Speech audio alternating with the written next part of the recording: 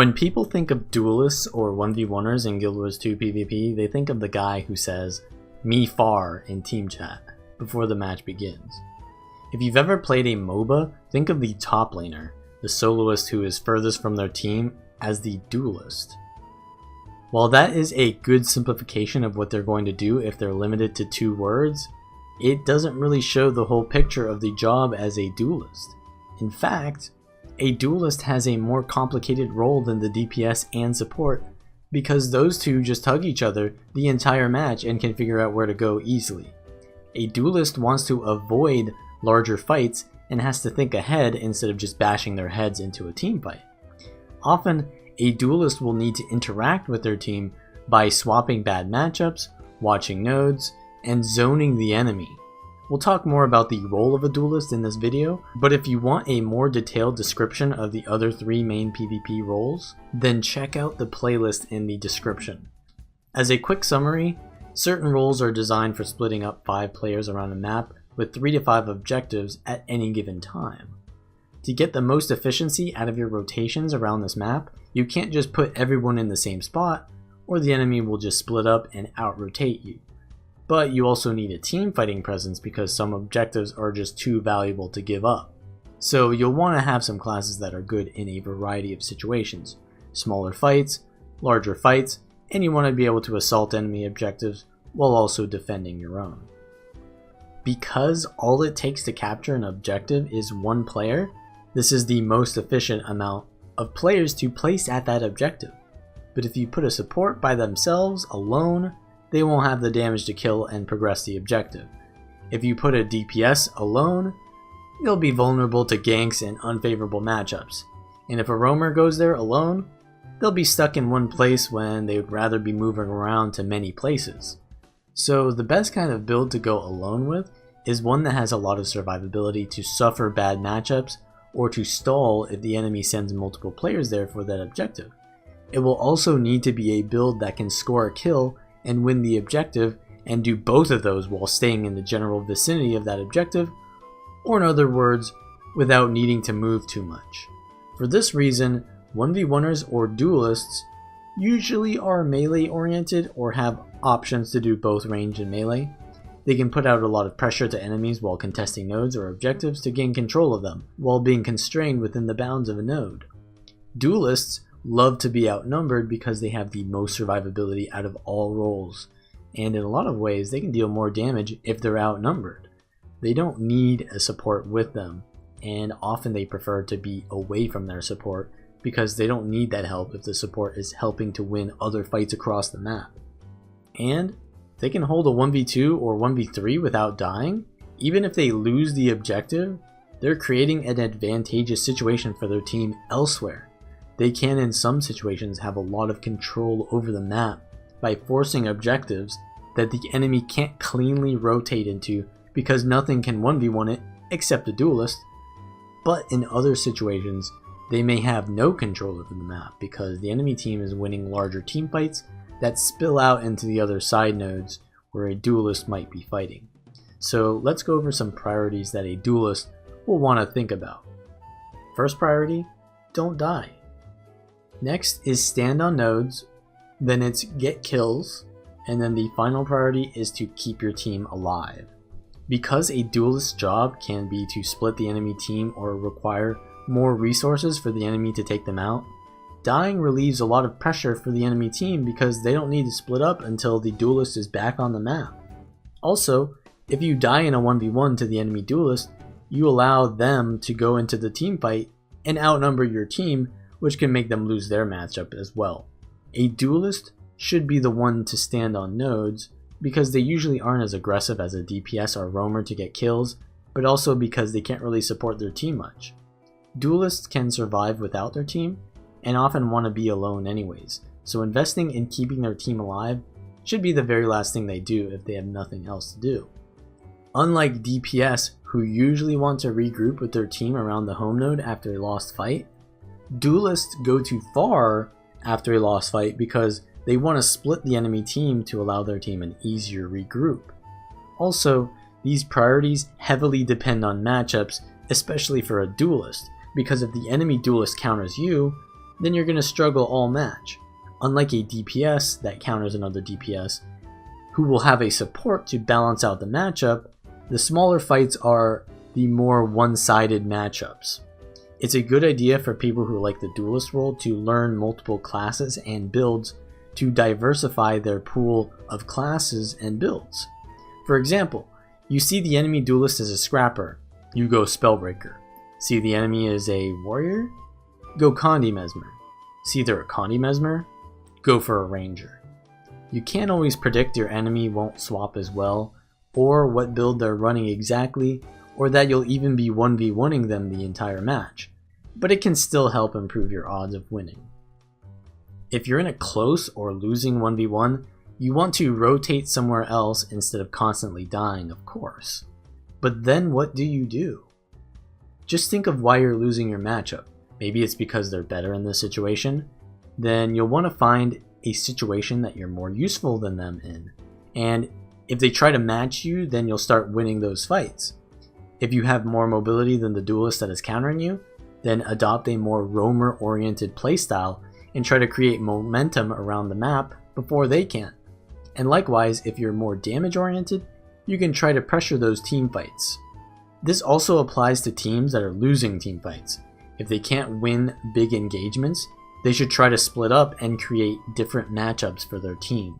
A duelist can alleviate the worst matchups for their team by going towards the middle node and letting their team fight split up into a 2-player group of DPS and support that can go to the far node, while the duelist tries to survive at middle outnumbered, and the roamer tries to split the enemy team even further with quick rotations.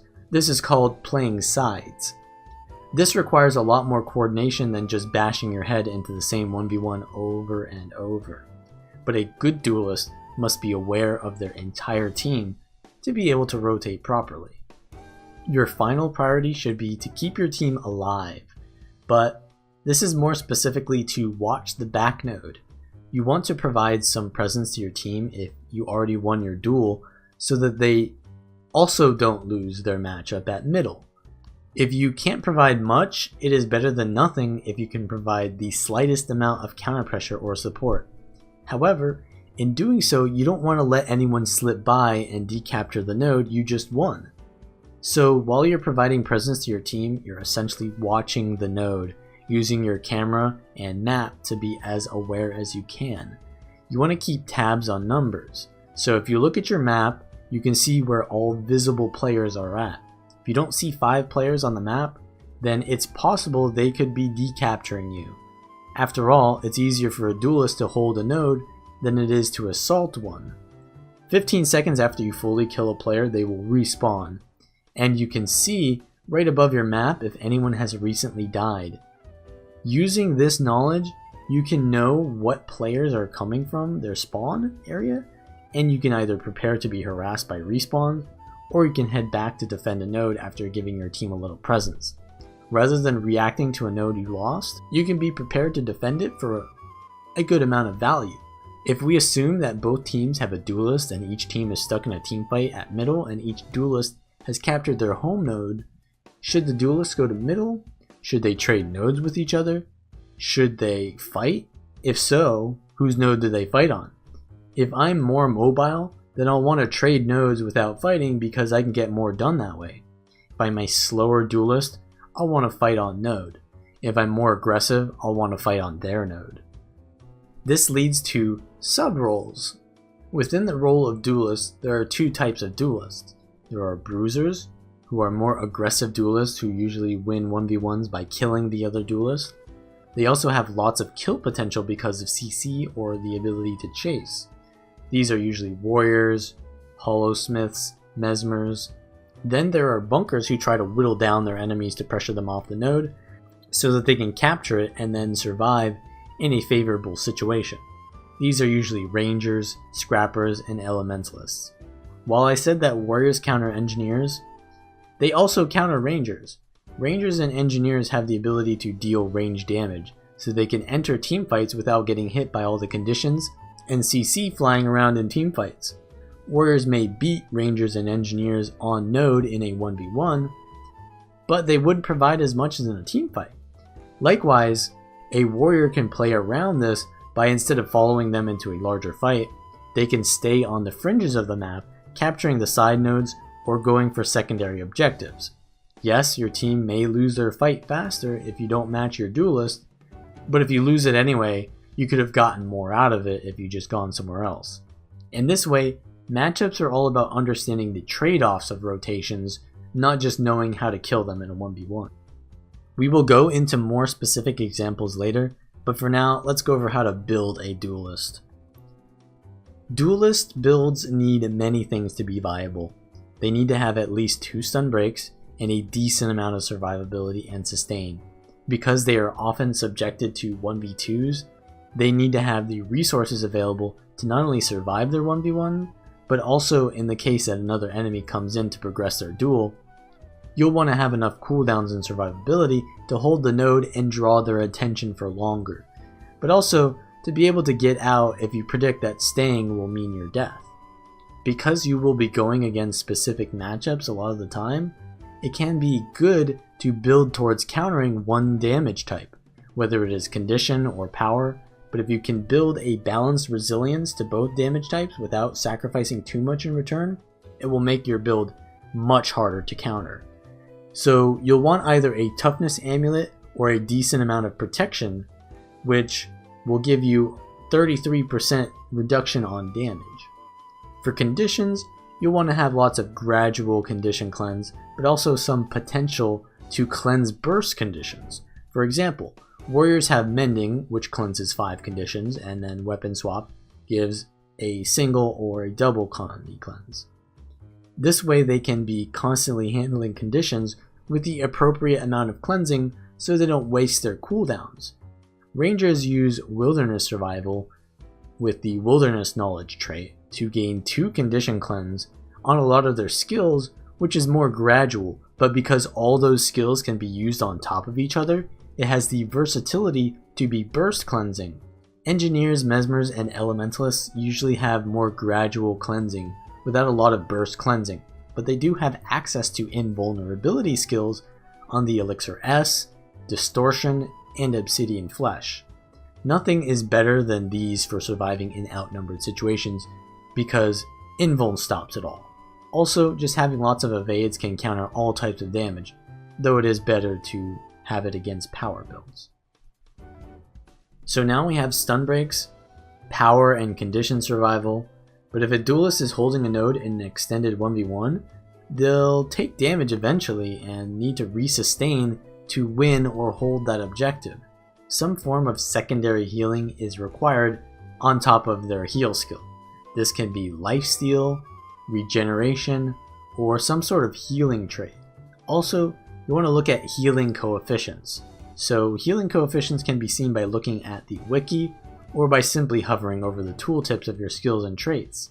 You can see how much a skill heals you with your current stats, but if you change your amulet to a healing power amulet, you can notice the difference in the numbers, and doing some quick math, you can decide if the coefficient is worth the healing power investment from your stats. For revenants, warriors, and thieves, most of their skills have small coefficients for healing power, but for rangers, mesmers, engineers, elementalists, and guardians, they can have pretty good healing power scaling on duelist builds. Usually healing power is used for team support, but it can be used selfishly for duelists. That doesn't mean it's required, but it's just something to think about. Next, you'll want to trade damage as well. Trading damage is when you don't avoid the enemy's damage, but instead try to get in your own. Duelists are very good at trading damage because they can take hits and still dish out a lot of damage. Usually the issue with duelists is that they can't secure their kills even if they're winning their duel because they're not built for chasing like a roamer, or they don't have the insane pressure of a DPS. So you want some decent kill potential on your build, otherwise your dueling opponent will just leave and cause trouble for your team. You want to kill them if you're winning. Even if you want to prioritize nodes over kills, you still want to secure kills by chasing off a node, otherwise you let your opponent bide their time for their cooldowns and give them a second chance to come back or to leave. However, 1v1ers may waste a lot of time if they don't have a lot of kill potential. For this reason, the getting kills and standing on node priorities will depend on what type of duelist you are and the matchup. For example, warriors have CC lock, rangers have range damage, elementalists have mobility, which can help them secure their kills. So once you have some sustain, cleanse, toughness or protection, and some kill potential, you can build it the way you want. Because duelists are the most versatile role, you can go in a lot of places with them, but rotating properly around your matchups is more so important than what build you're playing.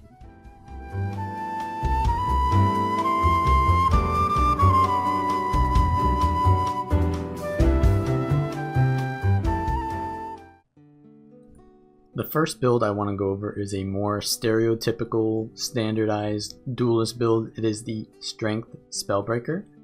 And let's just go over some of the kind of the checks that you want to have for a duelist build. So remember, it was stun break, so I have Endure Pain as a stun break. I have Shake It Off is also a stun break. So those are also useful for multiple things. So versatility in a build is also very important. Then you want to avoid power damage, right? So there's not a lot of protection or toughness on this build because I have the Berserker Amulet, but you still have Endure Pain, which will give you 3 seconds of invulnerability to power damage. You have the Shield Stance, which is very good for timing against power builds. And in general, you just have a lot of evades on this build, which can be good versus both types of damage.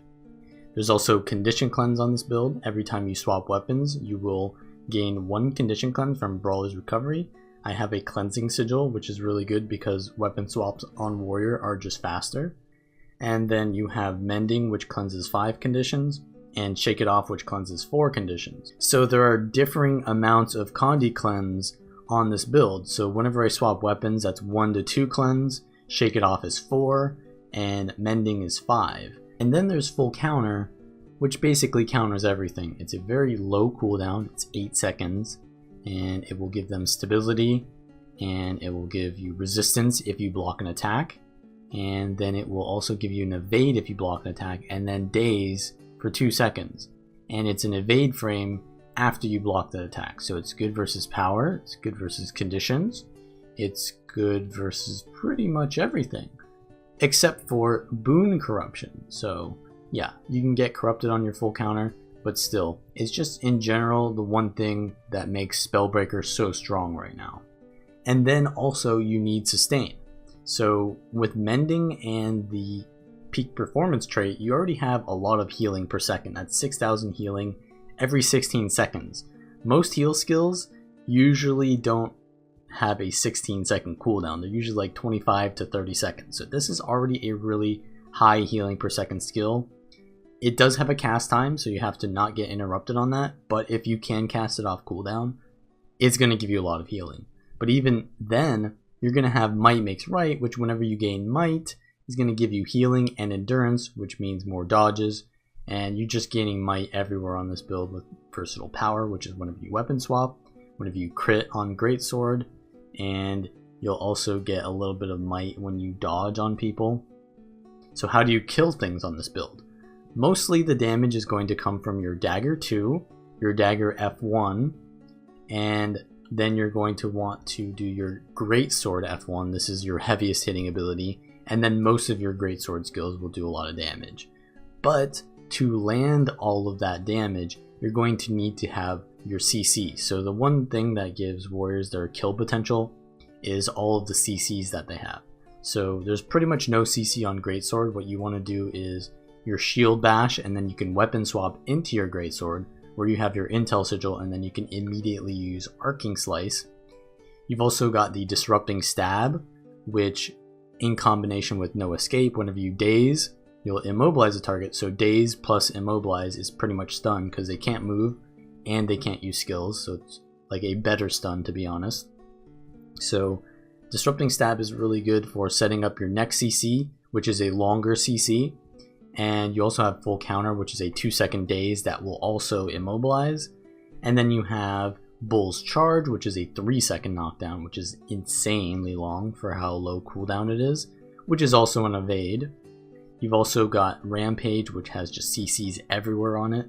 So yeah, you usually want to do like a CC skill, go into your Rampage maybe, and then leave Rampage as soon as you land your CC, and then try to use like a Greatsword skill.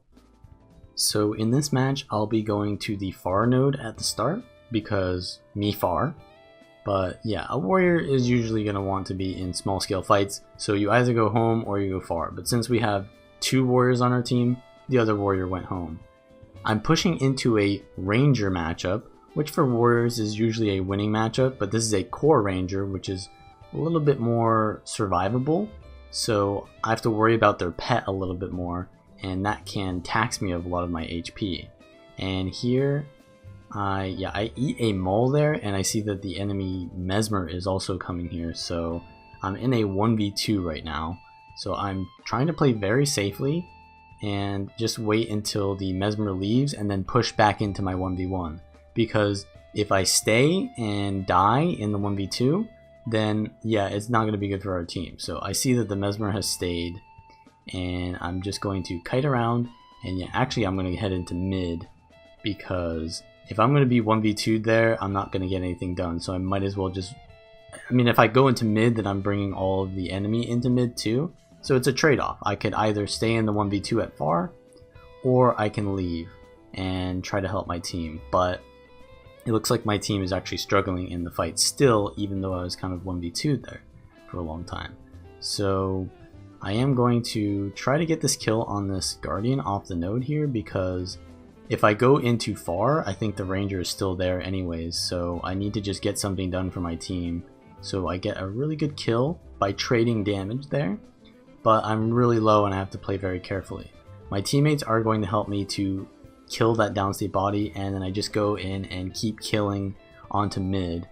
So I get feared there, but I'm going to be able to cleave with my Arcing Slice, which is insane damage. So after that, I'm going to push into home and split the enemy team again. Since we just won that fight, I want to immediately start gaining presence on the map by capturing the nodes. Duelists are usually the ones that want to be capturing nodes. So after a fight has been won, they're usually the ones to either leave and try to split up and capture other nodes that the enemy isn't defending, or they'll be the ones to stay if the enemy team didn't win, or if the enemy team basically didn't full wipe and your team still needs to continue the fight, then the warrior will stay there and capture the node. So we're just going to, while I'm watching home node here, I'm actually not doing a very good job of watching home node because I let it get decapped. So I could chase that Necro there, but I realized that the Necro is not really going to die anytime soon. So I go in to fight the Mesmer in a 1v1. And this is a bad matchup now, so I have to play very carefully around my condition cleanse. And I'm actually attacking into confusion, which is really bad. And I do land my heal there without getting interrupted, but I don't really have any adrenaline because I keep getting blinded and dazed, so I can't really hit things and get adrenaline, so it's really bad for me. So I rampage, I'm trying to CC, but the enemy is just blocking everything. They're now starting to really get me low, so I have to kite off the node rather than dying, because then my team would lose the map too.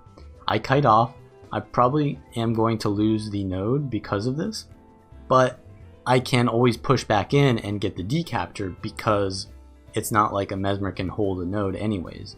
So playing around that is pretty good because look, I mean, the fight is just continuing. I just reset, and now I'm actually in a way better situation because I have more health, and maybe the enemy's cooldowns are a little bit different than mine. So for classes that have really low cooldowns, it's better for them to sustain fights, whereas classes who have long cooldowns, they want the fights to end so that they don't run out of sustain. So yeah, the Mesmer has to leave, and I get the node because my Thief actually gave me a +1 there. But now I'm going to probably go and help my team at mid while watching home node. Maybe I'll do a little bit better job this time. But I see that, yeah, one of their players is coming in from the side. I'm looking back to see if anyone's going for it, but then I immediately go in to try to give my team as much presence as possible because they're kind of losing this. But see, at this point, I'm in like a 1v3 while my team is dead, So I want to stall them. I don't want to necessarily run towards my node, which I'm doing, but if they come to fight me at my node, then I'd be fighting in like a 1v2, 1v3. So I really want to be stalling them at mid so that my team has either the chance to regroup or that the enemy team doesn't really push into the node that we already own. So we do get the kill here on this Necromancer, and I'm just going to secure the kill because it looks like my Ranger is actually dead off the node there. And yeah, we do get the rally on my Ranger there, but they instantly die again, so that's unfortunate. And here I am going to try to help them, but yeah, there's a Burn Guardian. I can't really prevent that from getting cleaved out, so I'm going to have to be careful here. We do own 2 nodes, so that's very good for us. We're actually owning 3 nodes. Well, yeah, we lost home, so I'm not really watching home too well in this match, to be honest. So I'm going to look for more kills at mid. I already see that the home node is being fully capped by the enemy, so I can just go decapture that after I win the fight at mid, because if I go now, well then the person that just full capped it is either going to stay and fight me on their node, or they're going to leave and kill my team at mid, and then I'm in a worse situation. So I try to give my team more presence at mid, but they can't seem to survive, so it does end up that I should have gone to home instead, because now we're losing this fight anyways. But the enemy team is forced to rotate awkwardly because I'm able to survive versus, what is this, a support and a DPS. So a duelist versus a support and a DPS is very awkward for them because the support really doesn't provide too much damage to getting the kill, and I can just counter pressure the DPS. So they end up just leaving the support here. So even though they just won this fight, they don't really gain the node because a duelist can stall the node and create that awkward situation. So we're still in a very good situation here, even though we kind of die and lose a lot of our fights. And as soon as my team comes in, I'm able to get the kill. So this is what a duelist really excels at, is stalling for their team to arrive, and then once their team arrives, then they can actually provide CC in my case, or some other kind of utility to their team when they arrive to get kills, or just to keep them alive so that they can get kills.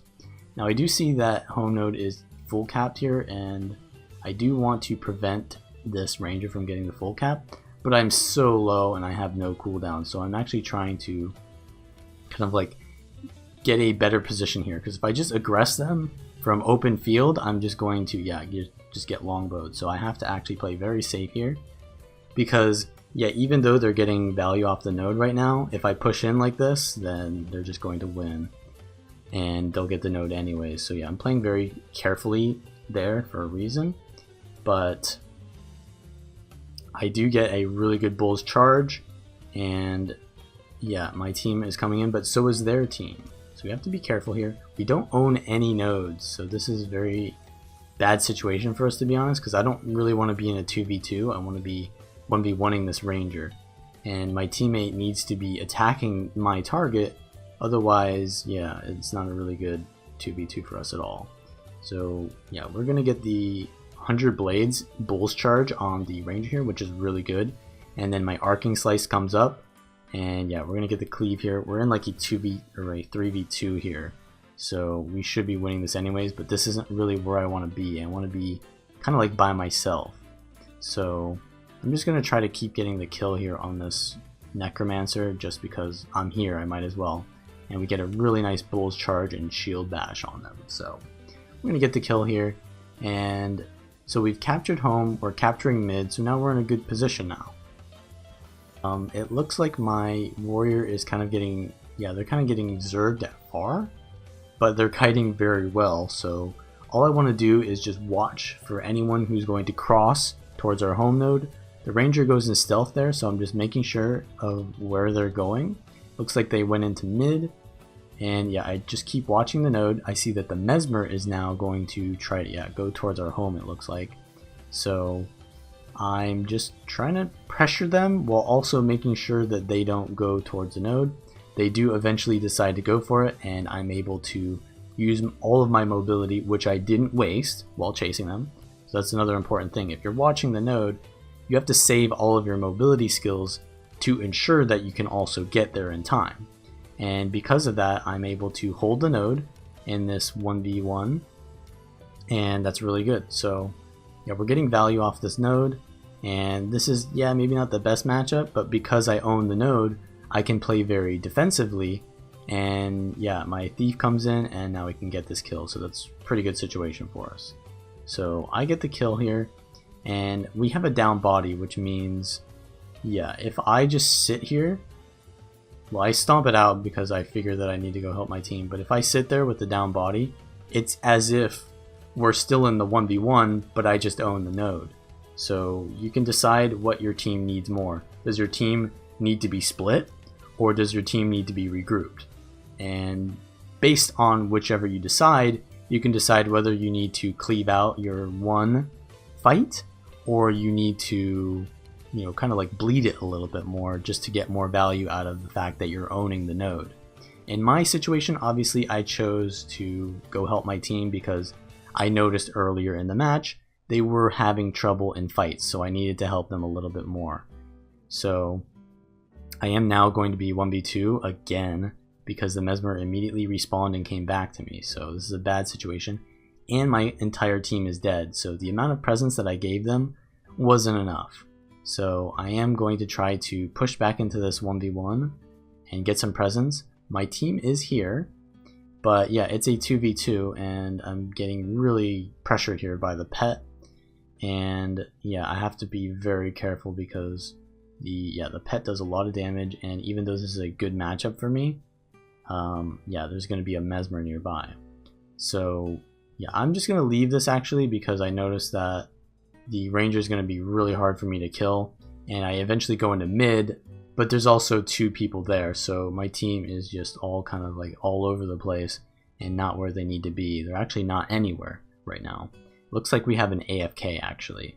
So yeah, this is going to be a very tough match to win. I decided to go far to split up their team, and this is actually not a bad choice because their Burn Guardian is probably what's killing my entire team. So if I'm in a 1v1 versus a DPS as a duelist, I'm preventing that DPS from carrying their team. So, and also I can probably have a lot of kill potential on a DPS because they don't have a lot of survivability. So I use my full counter there for a little bit of resistance, but since they had the node already, they had a lot of advantage from the fact that they basically had precasted traps, so it's a really bad situation for me in actuality. And yeah, they have a lot of cooldowns already, and yeah, this is kind of not going in my way, but I figure that since my team is sort of, I mean, we do have a 4v5 going on, so it's probably going to be lost anyways, but the fact that we are kind of like still in this because my team isn't instantly dead all the time, at least because of the, you know, they're dying probably because of the 4v5, not because of the Burn Guardian anymore. But now I get +1 by the Necro and I have to leave. So at this point, it's going to be a very difficult match to win because we don't win with just home. We actually have to do a little bit more than home because, yeah, we're 4v5. And yeah, it's looking pretty dire, so I'm trying to split their team. At the moment, I could 1v1 this Necro, but Necros kind of have a little bit more of an advantage against, I mean, pretty much Guardians and Necros are bad matchups.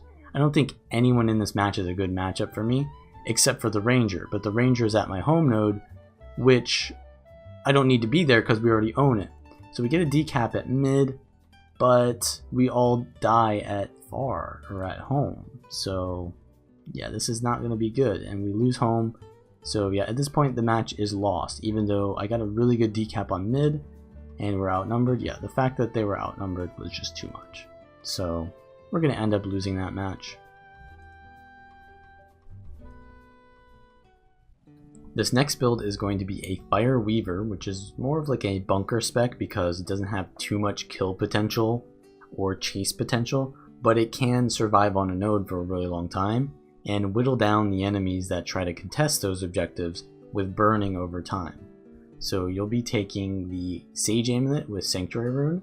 This is where a lot of your sustain comes from because healing power scales very well with the Elementalist because of the Arcane Restoration trait. Whenever you swap attunements, you will also have, whenever you use any kind of skill, your Signet of Restoration will heal you. So you have a lot of healing over time from this. And you'll also gain healing power scaling on the barriers that you gain whenever you dodge. And you'll also gain barrier whenever you use a dual attack. So you'll be gaining a lot of sustain from barrier, healing. You'll also get regeneration from swapping into water attunement or dodging in water attunement. And you'll also have the water 2, which will give you a water field. And if you use this at the end of your attunement kind of like rotation, so like you use it right before you swap out of water, pretty much all of your attunements give you some sort of like finisher to it. So in fire you have the fire 2, you can use your water 5 if the enemy is standing in your water field, you can use the earth 2 as well, and you can use the air 2. So there's just a lot of ways to get healing and power finishers and combos from using your sword skills. And yeah, that's going to give you a lot of the sustain on this build. You're also going to have a lot of power countering on this build because you have a lot of evades. So your evades are your earth 2, your water 2 is also an evade, and you'll have protection whenever you swap into earth, so that'll reduce a lot of the power damage that you take. You can also use obsidian flesh and magnetic wave to cleanse conditions, and you have smothering auras, which will give you a condition cleanse whenever you gain an aura and whenever you transmute an aura. So you pretty much only get auras from your fire 5 and swapping into fire. So your fire attunement you want to go into a lot because it's going to give you most of your cleansing, and you'll gain a fire aura and then you can transmute it for another double condition cleanse. So that's where most of your condition cleanse come from. Now, while I did say that most duelist builds should have 2 stun breaks, this one only has 1. You can go for the Signet of Air, which will give a lower cooldown on the stun break than the Twist of Fate, but I feel that the Twist of Fate requires a dodge at the same time that you need a stun break, because usually when you're stunned, that's when people want to kill you. So I just like Twist of Fate better because it's better in the situations where you need a stun break, but you can go for either one. But yeah, either way, you still only really have 1 stun break on this build, so you are very susceptible to CC on this build. However, while you are CC'd, you can use a lot of instant cast skills, so your lightning flash can be used while you're CC'd and you can pour out of the damage that's about to hit you.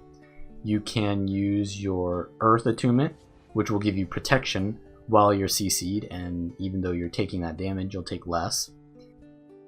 The damage on this build is mostly from the fire aura that you'll gain from just swapping into fire attunement.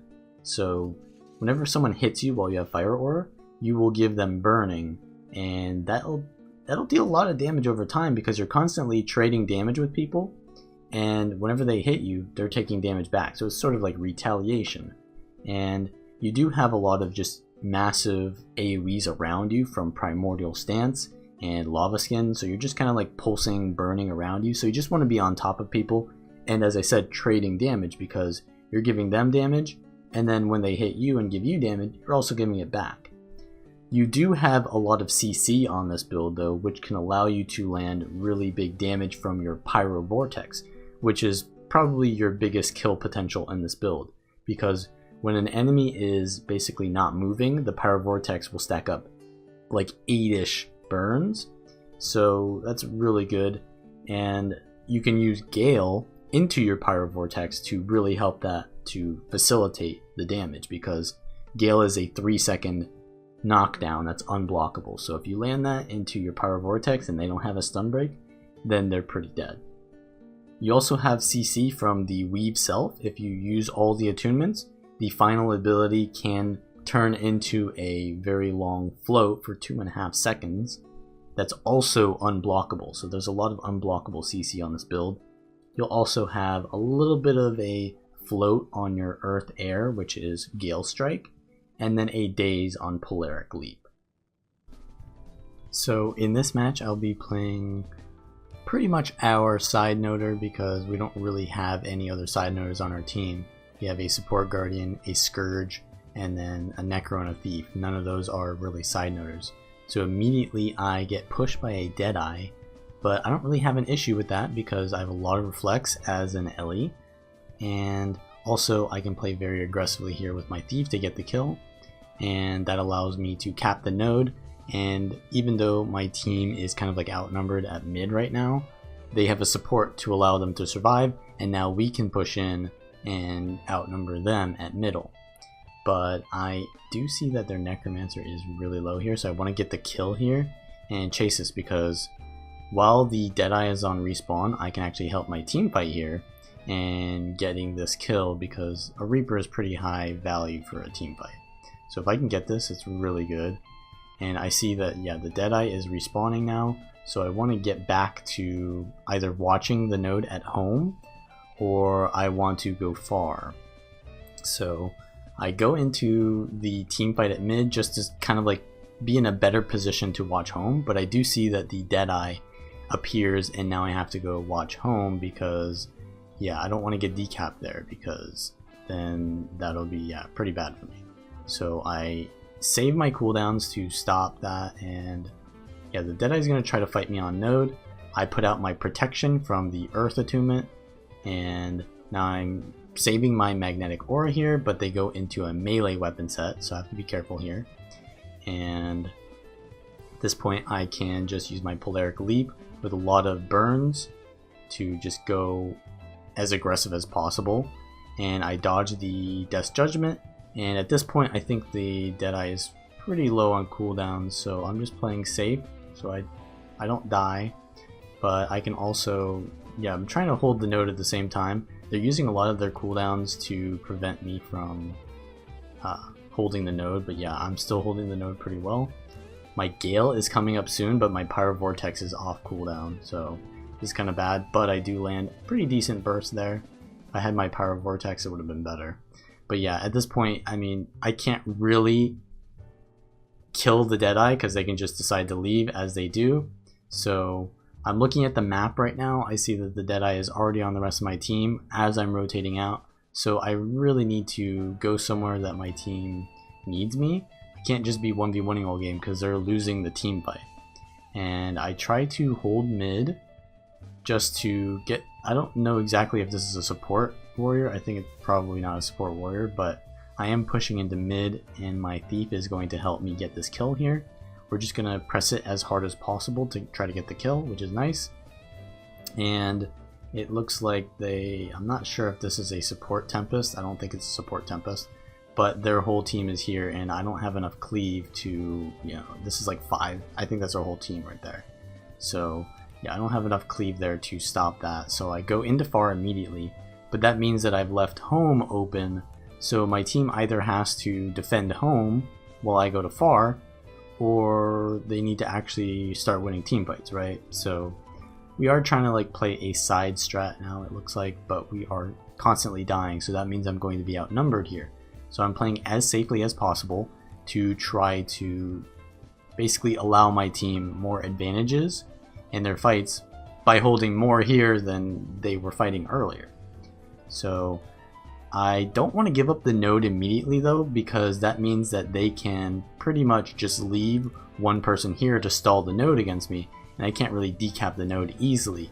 I mean, I can win the 1v1, but I can't influence the map fast enough for it to matter if I let them hold it.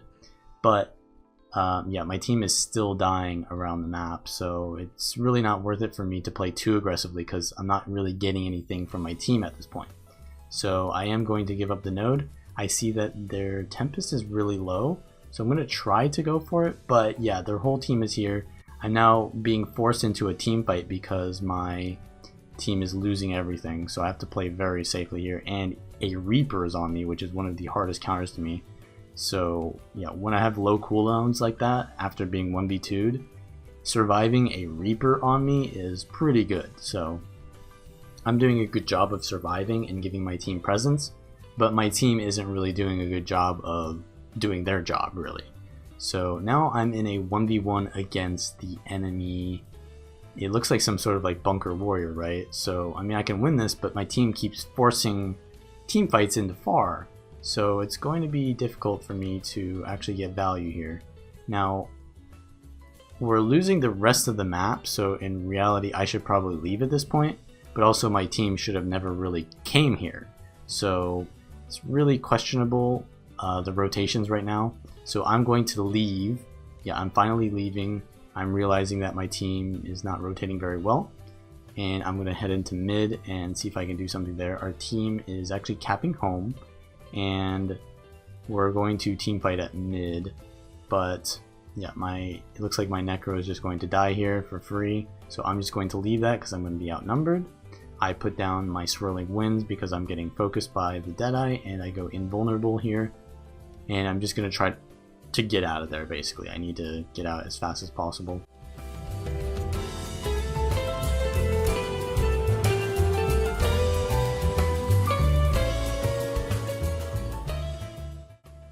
We're going to see if we can get something done here.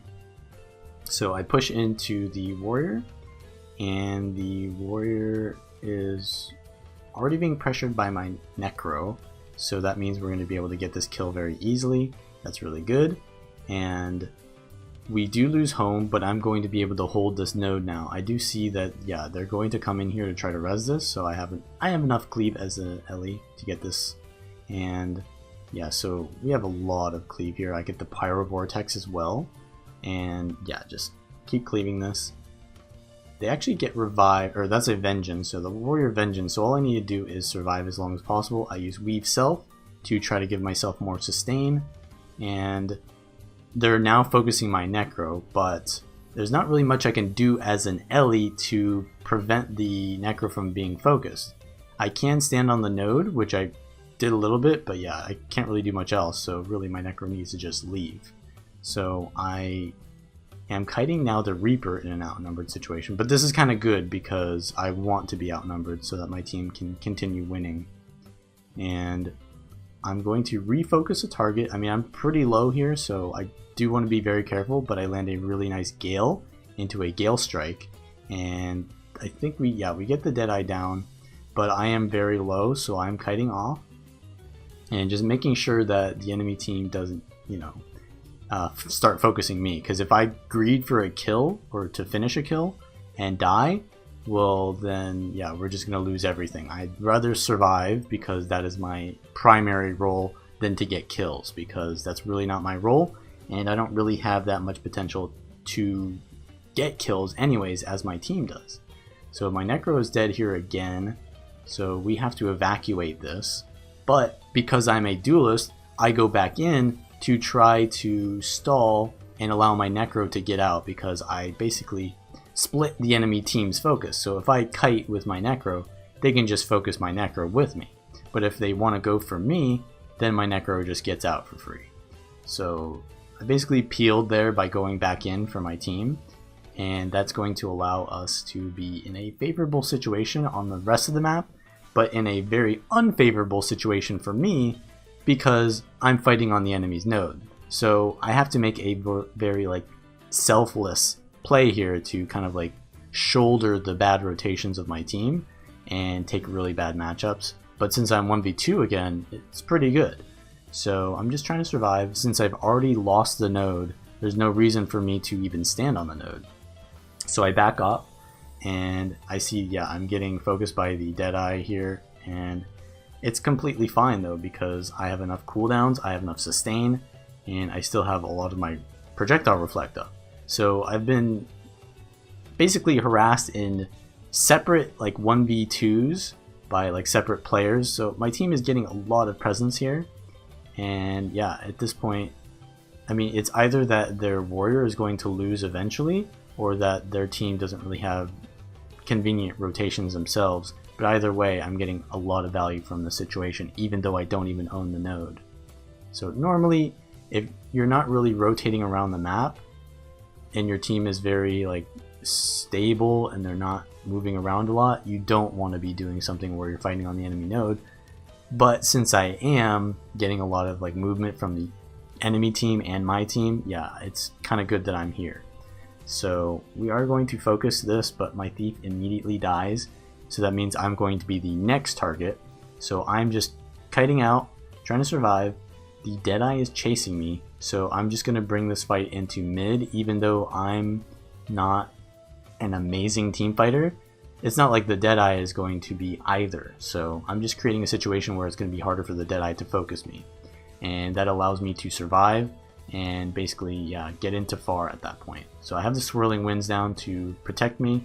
I get a nice Weave Cell, and that's going to allow me to survive. I'm going to probably, yeah, I'm in a lot of danger here, so I blink out when the Reaper jumps on me. That's the second time the Reaper has jumped on me when I had no cooldowns. So me surviving in those situations where I should die is giving a lot of presence for my team. And yeah, the Reaper really just, he can't get off of me. It's like I'm the last woman alive and he's trying to reinstate the human race.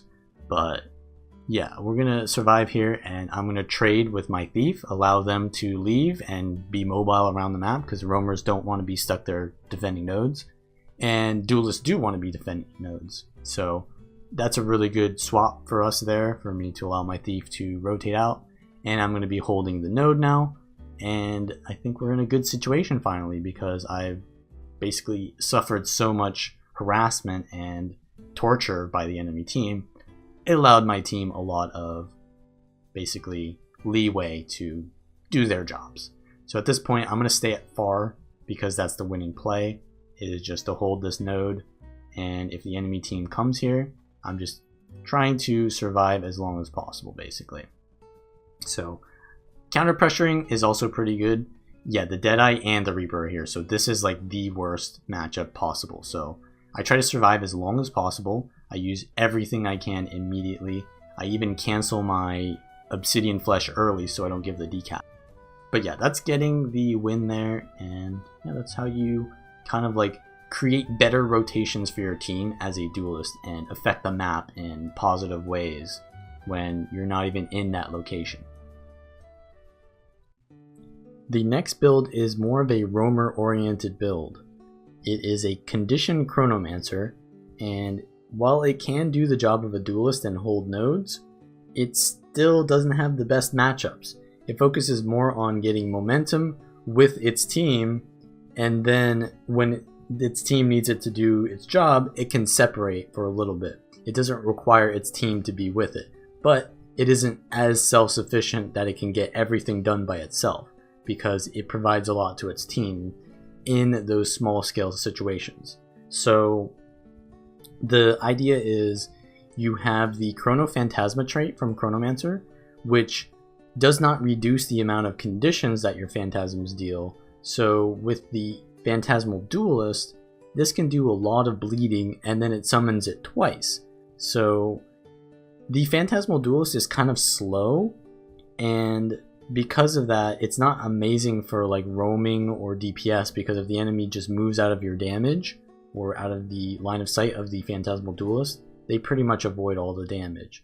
So it's better for like fighting on node or against people who are going to be fighting on node, because if they want to fight you, then they have to stand in range of the Phantasmal Duelist, and if you position these very well, then they can do a lot of damage. So most of your damage does come from the Phantasmal Duelist. It also comes from some confusion. Whenever you blind someone, you will do a lot of confusion, and your Shatter 2 skill will also do extra confusion. So your Shatter 2, your Pistol 4 are most of your damage. You also have Ineptitude.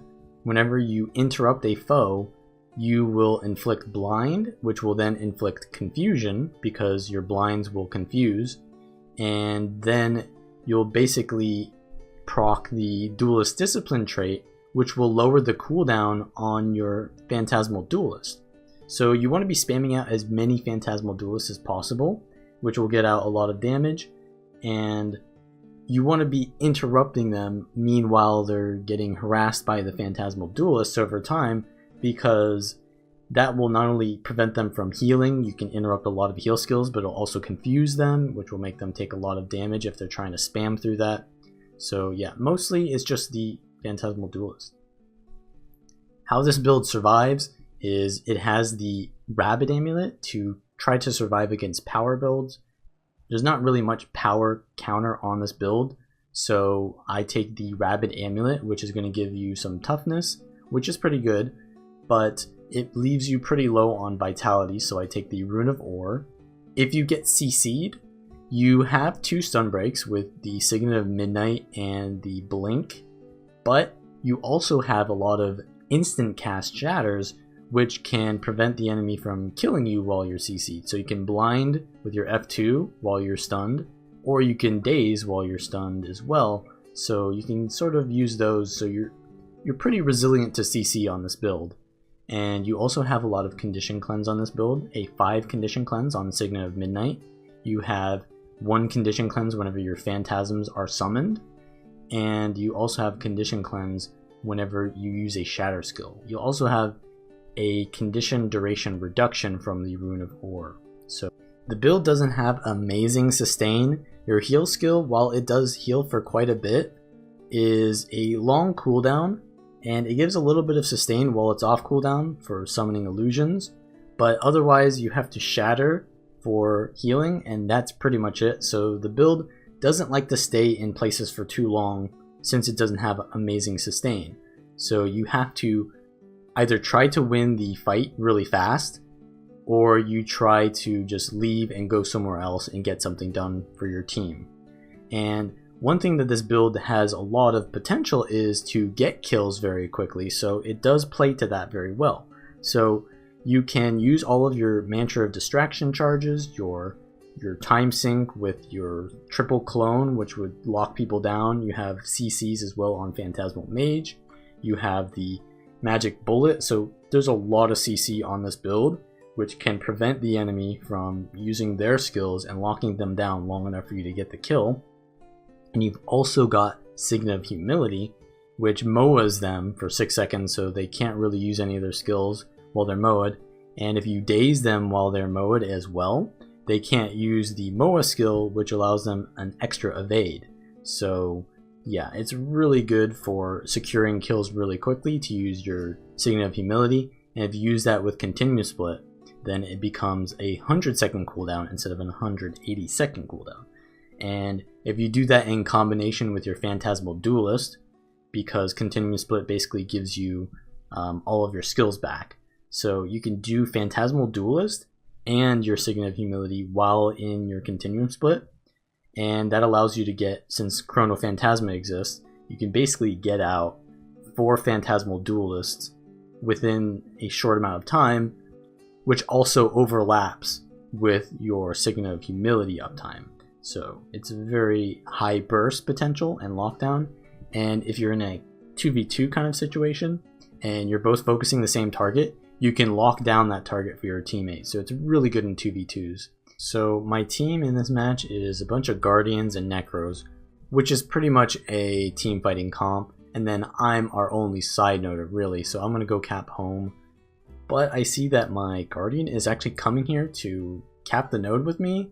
Maybe they saw the enemy coming in and they wanted to 2v2 with me. So we're going to do a 2v2 with my Guardian here.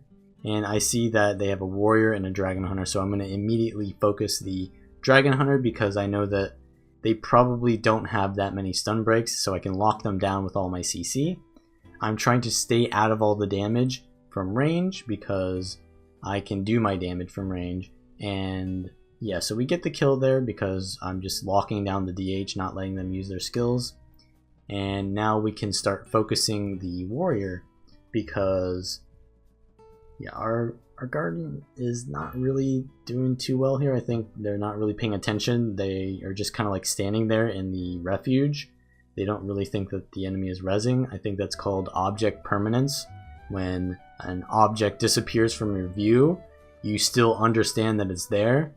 But yeah, maybe he hasn't developed that yet. So yeah, he's gonna probably just die and come back to respawn. So I'm gonna try to survive in a 1v3, which is going to be very difficult because this build doesn't have that much sustain. So I am going to die here, I think. I use my stealth here to juke a little bit, which is nice. I still have one more stealth, and I juke backwards. And I go for a Moa here, but they actually block that. So that's really unfortunate because if I had Moa'd that, I probably would have survived longer, but I still get jumped on by the Staff Thief. So I'm dead. My Guardian has already come back, and this is probably not a good situation because now they're 1v3. So when I respawn, I'm most likely not going to come in here again because I really don't want to be fighting with this teammate because they're really not providing me the coordination and the support that I'm looking for to make plays. So I go into mid instead with my Reaper, and we can make some plays here probably and get some kills. So we're chasing this warrior, but they're kiting very well and using a line of sight there. I don't have line of sight to land my CC on their heal skills, so they actually get out. And while I do have a lot of potential to kill people, if they're running around like this, it's kind of hard for me to catch up. So I'm not like a roamer Mesmer, I'm more of a duelist, so it's hard for me to chase down warriors like this. It's easier for me to fight them on node. But my team has just died at far, so there's like 4 enemies, I think, coming out of far. So we're gonna be chased into mid here and be outnumbered very soon. So we want to get this kill on the warrior. So instead of us playing on the defensive, it's them.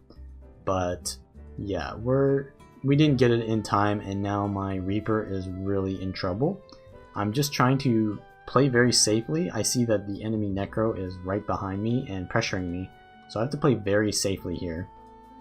And I'm just putting a little poke on them, and then I'm trying to stop the enemy from really getting a hold of the top area because the buff is coming up right now. So I try to survive here. I'm going to put out some clones and phantasms just to keep the enemy from capping the buff. And we don't really have a focused target here. There's nothing really good to focus. So I'm actually going to go too far because even though I could get a MOA there in that big fight like that, there's not really that much coordination from our team. And I feel as if my single target damage isn't going to be that useful in that team fight. So I instead go to far node and I just fully capture that. Because if I can bait one of their players to come and 1v1 me, then that'll pretty much alleviate the team fight for my team at the top buff. But if they don't come to me, then we just get the top buff and hope that our team survives long enough to stall the top buff. So they don't survive, but it's long enough for me to come and stall. So now I'm going to be in like a 1v3. You can see my whole team is dead on the map. So that means that I'm soon going to be very outnumbered. I still am trying to stall the buff though, because if I can survive and get this, it'll be really valuable. So yeah, I have my stealth. I'm going to get out of there. And now that I've stalled long enough, I can probably go back into far and 1v1. But the enemy core necro sees me and they get a kill on me while I am low on cooldowns from trying to stall that 1v3 too long. So I greeted pretty hard. But I actually rally because they tunnel vision on the kill and they left their teammate to basically die. So I actually get rallied by my team getting the kill at the top buff there. And the top buff is basically stalled. And that's pretty good for us because we just lost the fight at the top buff and now it's being reset. So that's pretty good. And now the core necro wants to 1v1 me, so I harass them with some of my pistol skills while they're coming into the node. And this is really good because I have a really big advantage in a 1v1 versus a necro. Even though the necro isn't really like a duelist build, it is still sort of okay in 1v1s.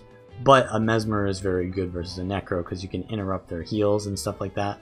So yeah, it's a pretty okay matchup, to be honest. Like, necros generally get countered by Mesmer, but the current state of balance right now favors necro in general. So I would say that it's a pretty okay matchup, but yeah, still probably favors Mesmer.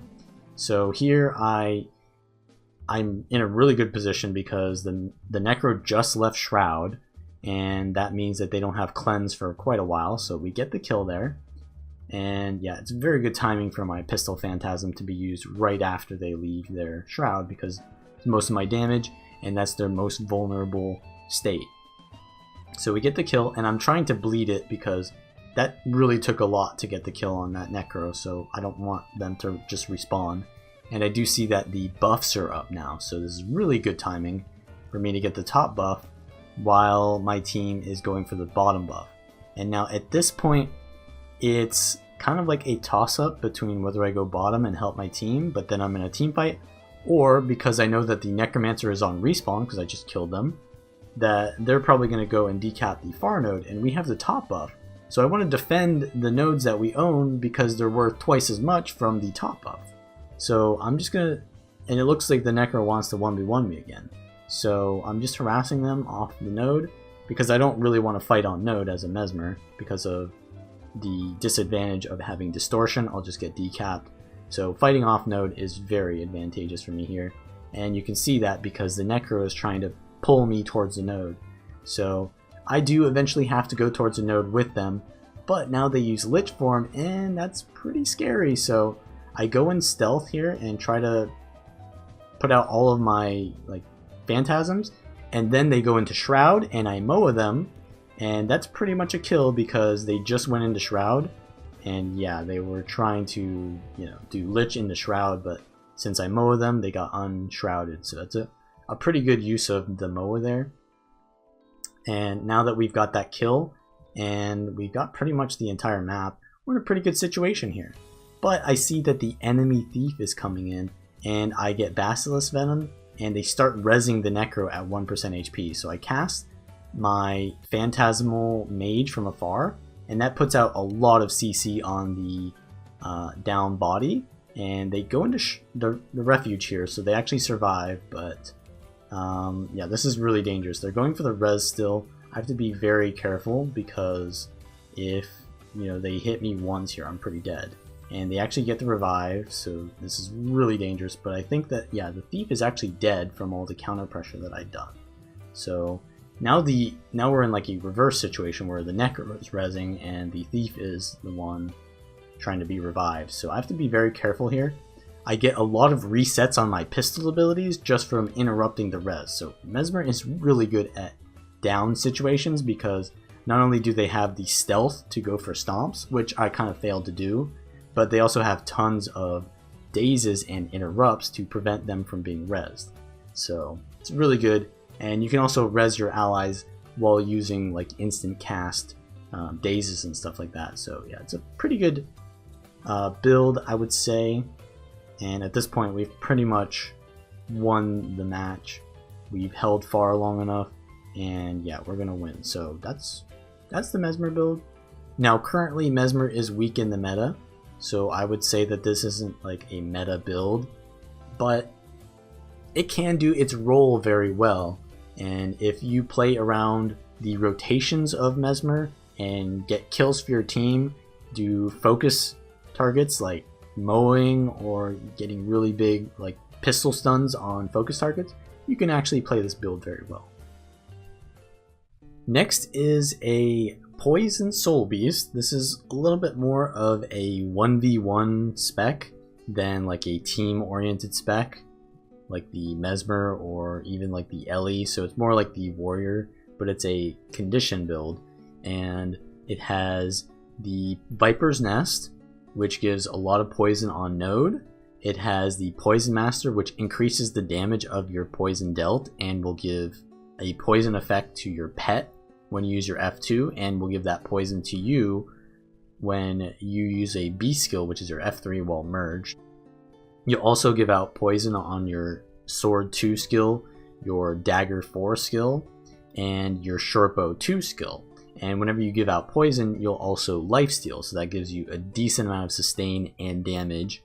But your poisons are going to last a decent amount longer because of the Rune of Thorns, and you also have the Venom Sigil on your sword. You could put Venom on both weapons, to be honest, but I like the extra Condi Clear.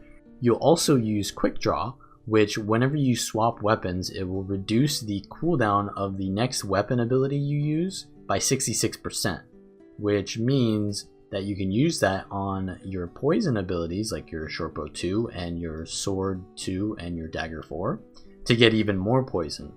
And it's really just nice because you can also use Quick Draw for defensive abilities because you have that versatility there, and if you're in a situation where you need to survive, well then you can use that in a appropriate manner. So the sustain on this build comes from the healing skill, which gives you a lot of regeneration. So as you can see here, the heal skill gives 5,000 healing, which isn't amazing, but it's a 24-second cooldown. But then if you stand in it for as long as it lasts, which is actually pretty long, so you have to stand still for a while, you'll give yourself 5 seconds of regen every tick, and that will add up to 5,000 healing over time. So, I mean, you gotta wait for the regen to tick, but it's still a lot of healing over time. And you'll also have a water field for that duration, and you can use leaps like while you're merged, your swoop.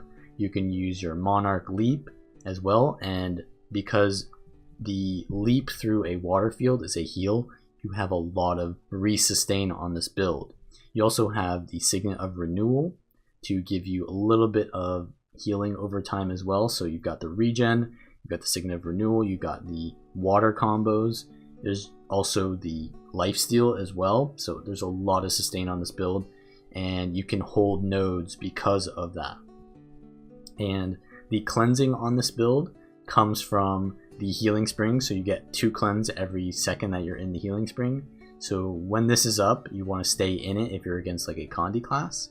If you're against power classes, then yeah, you want to be leaping through it instead rather than just staying in it. And you also have the Spiritual Reprieve, which will give resistance and a pretty big heal. So you've got resistance, you've got cleanse there. You've also got your pet can suck up all the Condis from you if you activate the Signet of Renewal. So that's pretty good as well. And then you have the cleansing and purging as well. So those are pretty nice. You're also going to have protection, which is good versus power classes. So you get protection from Protect Me. You also get protection whenever you dodge. You'll also get protection and vigor means more dodges, which means more protection whenever you merge. So yeah, there's a lot of power counter on this build. And by the way, protection also gives you healing over time. So yeah, the sustain on this build is actually just insane. And because you have so much healing, you're going to be taking the Sage Amulet, which is going to give you a little bit more healing power and give you the condition damage to allow you to pressure enemies. But you do get kind of countered by CCs on this build because your stun breaks are kind of long cooldown. So Protect Me isn't traded, so it's a 40-second cooldown, and Signet of Renewal is a 50-second cooldown. So you have to be very careful around those CCs, and the matchup of a warrior is very dangerous because of that. So you got to watch out for that. Don't waste your stun breaks. Use them when you really need them. So I am playing probably for far this match. We do have a ranger on our team besides me, so they can probably go for home and I can go for far. It's a very common strategy when you have 2 side noders. And at far, I see that there is a Condi Mesmer, which is a very good matchup for me. So I am playing a little bit of a different kind of build. It's not like the best against conditions, but I do have the Healing Spring, which is still very good versus conditions. So I'm using my Healing Spring there and just spamming my sword leaps through it just for healing. I don't really need to do much else versus a Mesmer because I'll out sustain them, right, as a more bunkery 1v1er. So I'm just spamming the sword evades and stuff like that. I do have a lot of confusion on me that I'm kind of like attacking through, so I am kind of giving them a lot of, advantages, but yeah, I don't have to play that well is what I'm trying to say to win this 1v1. So it's a very kind of like uninteractive matchup. Now my pet it's merged with me currently, but I should probably unmerge with it so that I can pressure the Mesmer from afar.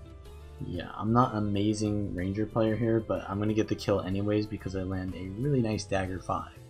Now I do finally unmerge with the pet and put it on the Mesmer. So they're starting to self-res for whatever reason, but I am going to stop that. They're a little bit desynced so my pet wasn't hitting them. But now I see that my team has one middle, which means that there's going to be respawns. You can see that pretty much their entire team is dying. So they're all going to respawn and come towards usually the home node, which for me is the far node. So I'm going to be under attack very soon by more than just this thief. So I can win the 1v1 with the thief, But that's not what concerns me. It's that, you know, there's going to be more people here. So I am kind of like, as you can see, out of the corner of my camera, I'm keeping an eye on the kind of like spawn area. And I can see that there's like a Sikkim Ranger on their team. You can tell by the reveal, is now on me. So I have to be very careful. And yeah, they have like 3 here now, so I'm pretty much dead. I have to, yeah, I'm using my evades. I get to the kite spot here, and I'm actually going to run towards my support, which I can see is coming from middle, and I stand in this like line of sight spot, which is right next to my support, so that they can heal me while I'm also avoiding the Sikkim Ranger's assaults. So that's a very good survive by me, because if I had died there, then my team would have gotten snowballed and lost mid after winning mid. So it's really important that you watch respawns when you're pushing far constantly as a duelist, because yeah, if you end up getting +1, then you could die, right? So you want to be prepared for the +1s that an enemy can do. And so at this point, I'm just stalling. My support is nearby, but they're kind of just staying on mid. I really want to get some distance and get towards far. But it looks like the enemy team is trying to play sides right now, so yeah, I'm gonna just try to resustain, get my health, and then re-push into far. Because like right now, yeah, this minion master is not really gonna provide much support for me. So I am using a lot of my mobility from the owl merge and the sword, and I do a little bit of counter pressure so that I don't just get free casted on by the mesmer. But at this point, I can unmerge from my pet if I really wanted to. Yeah, as I said, I'm not an amazing ranger player, so I don't always unmerge when I need to, but I can still survive quite a bit here with my leaps into my water field.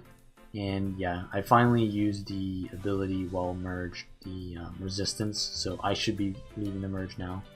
Finally leave merge, and I put the pet on the mesmer, find the right one, and yeah, at this point, I mean, we're winning the 1v1 because our heal's up now. We've got a lot of regeneration, we've got a lot of healing ticking on us, so we're gonna survive this. But I see that the enemy support is coming in, and they're going to basically deny me this kill, which is unfortunate because it's really close to getting it. Now I am fighting on the enemy's node, so I can choose to play very safely and get off the node, but if I play very aggressively and make it look like I'm going to get a kill on the mesmer, I'm going to force basically the guardian to stay longer to prevent their mesmer from dying 1v1. And now I see that the enemy, I think that was the ranger, is coming back as well. Yeah, the ranger is here too. So I need to be very careful because we already kind of experienced that the Sikkim Ranger does a lot of damage, so I am playing very, very safe here. My support guardian came in to give me a lot of heals, but yeah, as I'm probably telling them in chat right now that I'm fine and that they can leave, but yeah, it is still very dangerous. But the thing is, I don't want them to be here because I'd rather that the rest of my team doesn't die and that I just play very safely here, because I mean, it is just a support guardian standing on the node, but yeah, the Sikkim Ranger, really heavy pressure on me. I have to be careful of that.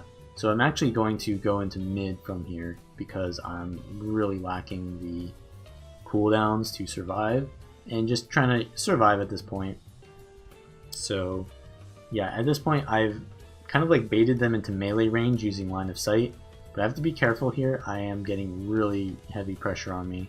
I keep kiting with my mobility from sword, and at this point I think I'm going to survive, so I can just head back to far. The pet's on me. I can use my heal skill here and just stand in that for a little bit more healing. But yeah, I gotta get to far, and being chased by that ranger for that long kind of gave my team a little bit of a presence, but not enough really, because I had been so pressured that they were the only one required to start pressuring me, right? Because I was just being chased by one player. So you have to remember that just because you're being chased by one person doesn't mean that the rest of your team is winning on the map. Usually you need to be like 1v2 for the rest of your team to start winning. So, but I mean, I was gonna die if I didn't go, you know, for that heavy kite because I was so pressured. So it was just me basically recovering from a bad situation.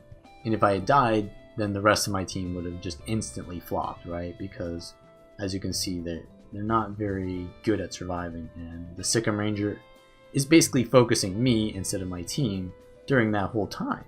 So in a way, I'm kind of like tanking for my team, which is nice. So now I'm counter pressuring the Ranger. They've just used Sikkim, as I can see, so I'm playing very safe. I put down my cooldowns preemptively before I see that they're going to... Yeah, there's a thief on me now. This is really dangerous.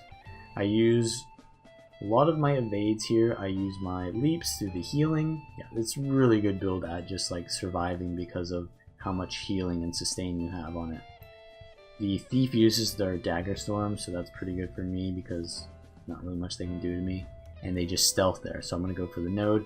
But the Sikkim Ranger is on me once again, and I still haven't fully gotten out of combat and reset, so I'm just so pressured right now.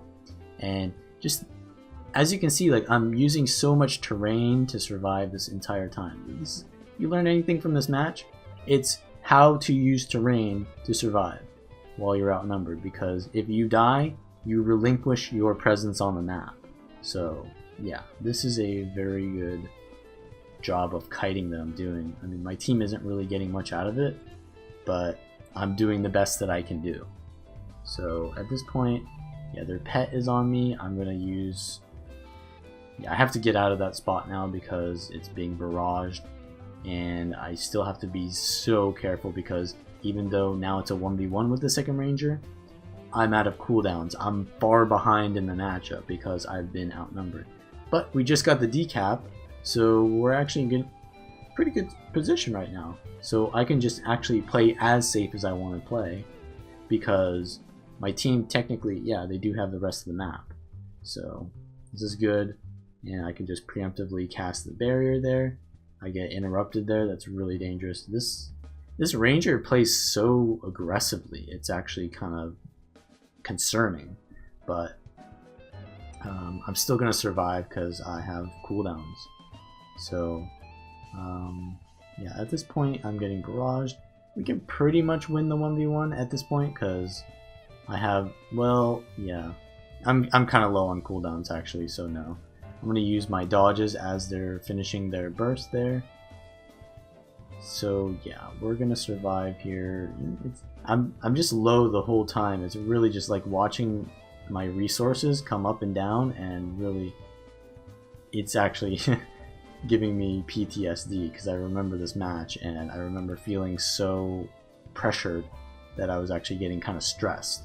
So yeah, this is a very dangerous matchup, and I'm just surviving and I'm holding the node at the same time because the enemy Ranger is going for the kill the entire time rather than for the node, because honestly they're doing the right thing to go for the kill, because if they don't, then they let me get all of my healing up and then they'll lose an even fight. So keeping the pressure on me is the right play, but fortunately for me, I play very well and I actually don't die that entire match. I only get one kill, but I have enough presence from keeping the enemy players off the map by focusing me that I let my team to win the game by not really playing objectives, but by just trying to survive. And that concludes the how to play a duelist role in Guild Wars 2 PvP. So if you like this kind of content, leave a like and subscribe. If you want to support me, you can do so by sharing all of my content to your friends and family. And if you see someone doesn't understand how to play a duelist role in PvP, tell them to come to this video. And you can also support me by checking out my Patreon and potentially becoming a patron. And that's all. I will see you guys next time.